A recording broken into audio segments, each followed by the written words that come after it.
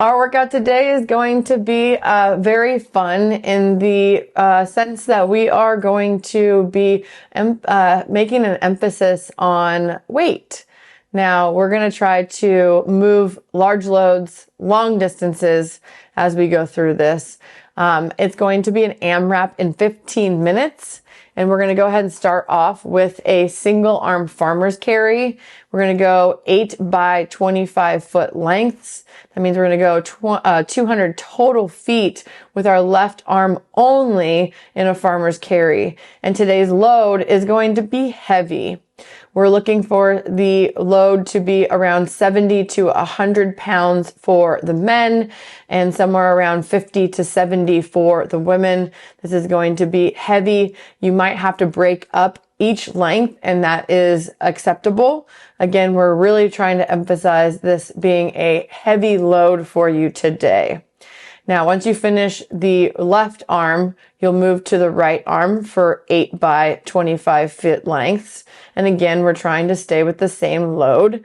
And once we finish those single arm farmer's carries, we're going to go to a single arm waiter walk. This is going to be 4 lengths of 25 feet.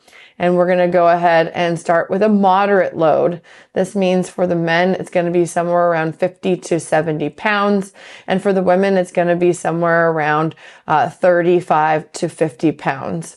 It's going to be something that we're looking for is as we move through this first round or second round, you might be able to do the overhead carries unbroken.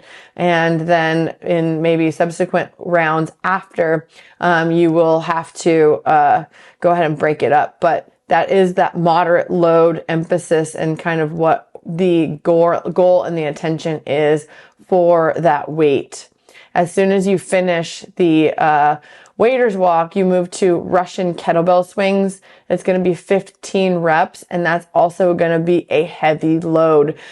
Potentially, it could be the same load that you used for the farmer's carry. So pretty heavy.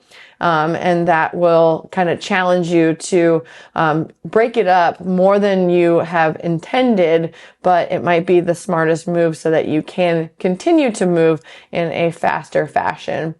As soon as you finish those 15 Russian kettlebell swings, we're going to go into 30 alternating V-ups. That means we're going to go ahead and do 15 on each side in its totality. And we want to make sure that we're touching our toes on this V-up. To scale a V-up, you can go ahead and touch the ankle, the shin, or even the knee for those alternating V-ups. Now, as we talk about the heavy weight here today, I want it to be really challenging. So if you need to, say, the jump from 70-pound kettlebell is too much to go to 100, maybe you are farmers carrying the 80-pound dumbbell. All right. Dumbbells for the farmer's carry and the waiter's walk is completely acceptable. While it might change a few things with grip, with the handle being smaller, or picking it up from the ground, those might be small differences, but as soon as the weight is in the hang position, it won't be much different than a kettlebell. And the same for the waiter's walk. While the kettlebell might be resting a little bit on the back side of the arm, which will provide a little bit of support, the waiter's walk with a dumbbell is equally effective, and it will allow us to bridge the gap between some of those bigger jumps on the kettlebell.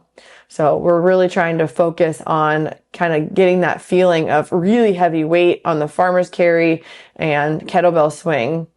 With the kettlebell swing, we want to think about what we're focusing on, heavy load. So that means if the load that you're using doesn't allow you to get all the way up, but we're kind of getting through that full range of motion and maybe it falls short, this is an acceptable time to be able to kind of bring it down just slightly and swing something heavier than you haven't been able to do before.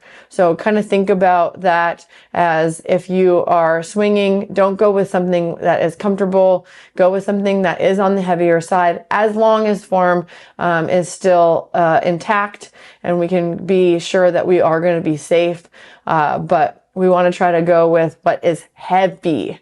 All right. Can't emphasize that enough on the farmer's carry and the kettlebell swing. Really try to not focus on doing stuff unbroken, but doing it, as quickly as you can, resting and then getting back to it.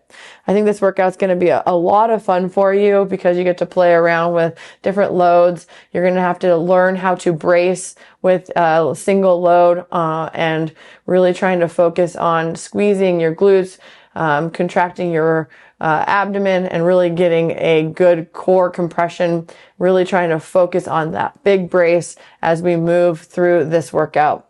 Take your time, be focused, and let's go ahead and move some heavy weight.